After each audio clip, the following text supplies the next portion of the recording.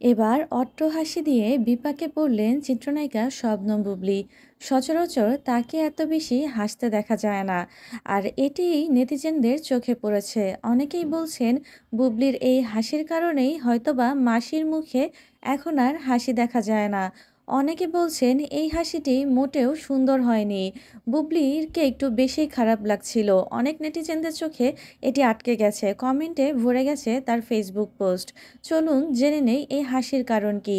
গৌতম সাহার সঙ্গে অপু বিশ্বাসের সম্পর্কটা অনেকটা দাদা দিদির মতো, আর সেখানেই বুবলি গৌতম সাহার সঙ্গেই একটি রিলস বানিয়েছেন, আর সেখানেই দুষ্টুমি করতে গিয়ে গৌতম সাহার সাথে অট্টহাসিতে ফেটে পড়েছেন। একটি ভিডিওতে দেখা যায় গৌতম সাহা বুবলিকে একটি ফুল দিচ্ছেন, আর বুবলি সেটি হাত দিয়ে ফেলে দিচ্ছেন, আর তারপরেই হেসে দিচ্ছেন অট্টহাসি।